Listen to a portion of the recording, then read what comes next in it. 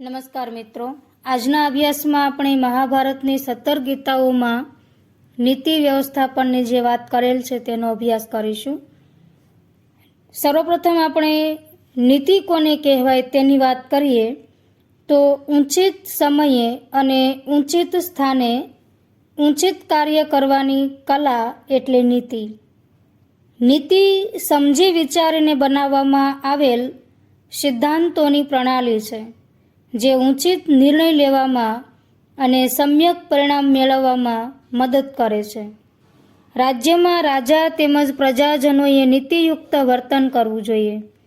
મહાભારતની પ્રમુખ ગીતાઓમાં નીતિ વ્યવસ્થાપન વિષયક ઉપદેશ આપવામાં આવેલ છે જે વર્તમાન સમયમાં અનીતિરૂપી અંધકારને દૂર કરી નીતિરૂપી પ્રકાશ ફેલાવવાનું કાર્ય કરવા સમર્થ છે. સંજય શ્રી કૃષ્ણ અને અર્જુનમાં નીતિના દર્શન કરે છે.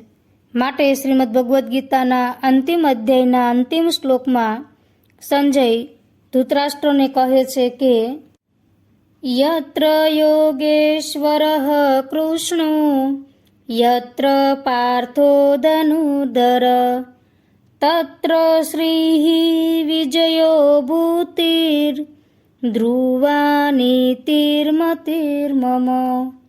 અર્થાત જ્યાં યોગેશ્વર શ્રી કૃષ્ણ અને ગાંડીવધારી અર્જુન છે ત્યાં જ શ્રી, વિજય, વિભૂતિ અને અચળ નીતિ છે. જયતુ સંસ્કૃતમ